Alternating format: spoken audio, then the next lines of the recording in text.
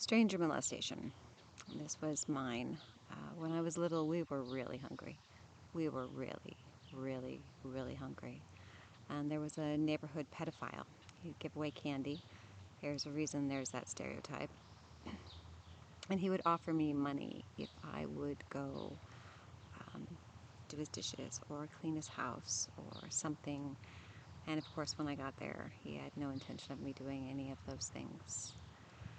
And I let it happen, and I knew it was wrong. And I felt like a 6-year-old hooker, but we were really, really hungry. And I would take the money and I would buy bread, peanut butter, something to get us some food. So there's a lot of guilt and shame there, and I didn't talk to anybody about it for years and years and years.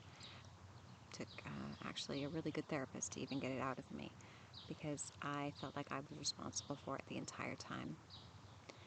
And with a stranger molestation, you actually have that availability to not constantly be with them. So in some ways,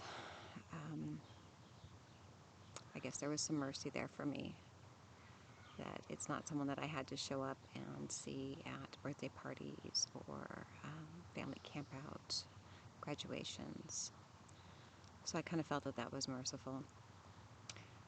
But having a grown man touch you is not okay. In my particular pedophile, I don't know actually if I... So he had pictures of full-grown naked women and porn magazines everywhere, all over the place. So I don't think he was necessarily only attracted to children. I think that he just could not have a relationship with a grown woman, and so he took advantage of children because they were smaller, and he could coerce them or bully them, and he could intimidate them into not telling. So that sick fuck did end up getting life in prison for molesting other children, because that's where he belonged. In that case, though, having to deal with that one, my issues were that my parents were starving us, and that I felt like I had to go sell myself to get food for myself and my brothers and sisters. So there was a lot of anger there. There was a lot of guilt there. So my gopher hole went through the parents and down to the poverty for society, and until I could finally come to peace with it and recognize that there are just sick fucks out there. And I was unfortunate enough to run into one or several when I was younger. But healing took talking to other people and talking to other people that had been molested.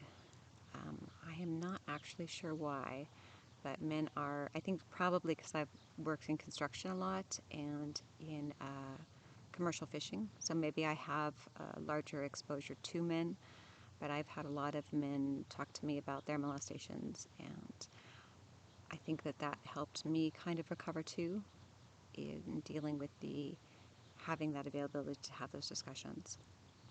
Now with the men that have talked to me, it's frequently been that they can't believe they're talking to me about it, but it's good for them to be able to talk, and it's good for me to be able to too.